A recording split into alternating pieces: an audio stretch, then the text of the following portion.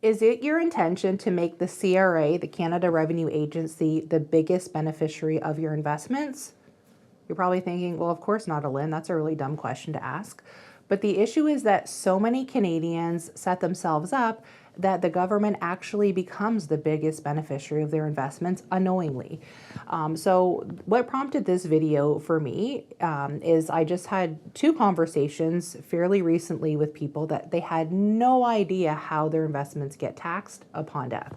So that's what I want to educate you about today. So in Canada, if you have money in an RRSP, a RIF account, so Registered Retirement Income Fund, a locked-in retirement account, so that's, you've probably put money into a registered pension plan through your employer and you've left working at that company, the money goes into a LIRA, a locked-in retirement account. If you've unlocked that already, some of the funds go into a LIF, a life income fund, and then a portion goes into an RRSP. So I know I'm throwing a lot of acronyms at you, but if any of these sound familiar, then you definitely want to take note. Or if you have a registered pension plan, so let's say you're working somewhere where you put in money and there's a company match, all of those funds are registered, meaning there are tax events that happen when you pass away. So what happens in Canada is if you're married or in a common law relationship, there's something called a spousal rollover. So use my own situation as an example. If my husband, he's 10 years older, if my husband passed away before me, his registered funds, so he has money in RSPs, those are going to roll tax-free to me. And just a little side note, depending on when somebody passes away, a spousal RSP or a spousal rollover doesn't always make sense. You know, let's say, for example, he passed away earlier in the year. It may actually make sense income tax wise to have a little bit of money come out of his RSP and put it on a final tax return and then roll the rest over to me. So again, that's a little side note. But what happens is if Terry passed away first, that money is going to roll tax-free to me. Now, any money that I don't get out of the RRSP, or if I've left it grow and accumulate, and by age 71, I turn it into a RIF, the Registered Retirement Income Fund, and if I don't get that money out, the government deems you to have cashed in that money on the day that you've died. So this deemed disposition is a big thing that a lot of Canadians are not aware of. So what happens is, and it sounds horrible to say, but the later in the year somebody dies, the worse it is. So you can imagine if you've had, say, Canada pension paid out, old age security, perhaps you have another pension, and now you have this chunk of registered money, the government deems you to have cashed it in on the day that you've died, and that gets tacked onto your total tax bill. Now, a lot of Canadians don't know this either, but the highest marginal tax rate in Canada is 53.53%.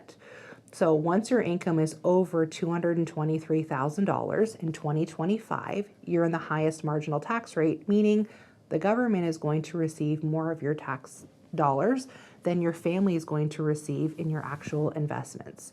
So again, that's why it's so important to have an idea of how these accounts work.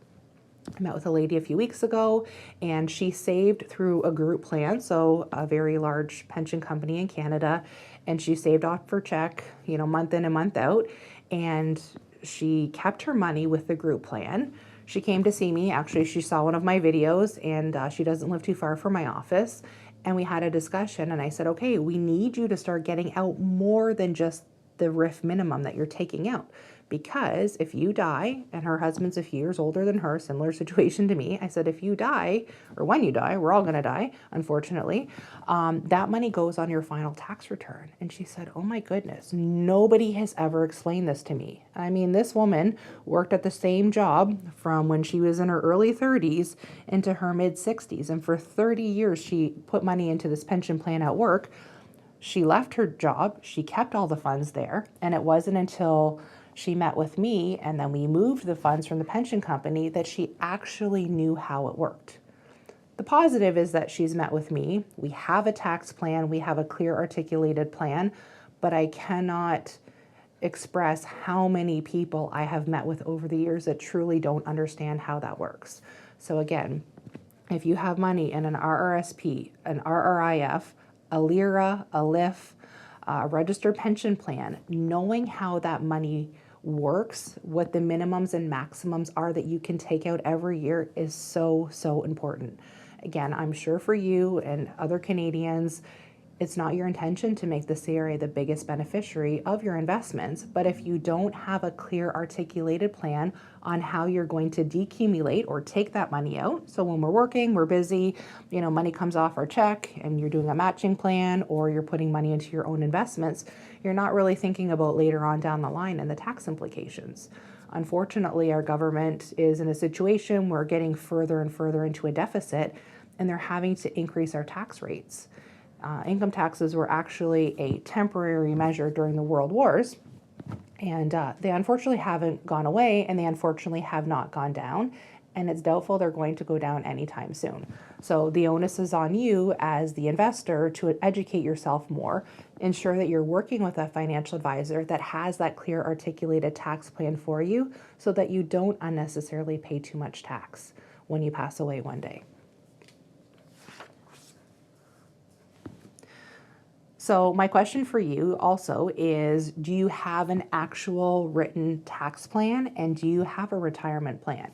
Do you have a strategic way to take out money each year from registered funds? Make sure that you're not unnecessarily putting yourself into the next tax bracket, not having your old age security or any other benefits clawed back, but do you have an actual plan mapped out for you so that you know what that looks like and so that, again, you don't unnecessarily pay too much tax to the CRA? So now you have a few pieces of homework to do. If you're currently contributing to RRSPs, have a discussion with a financial advisor.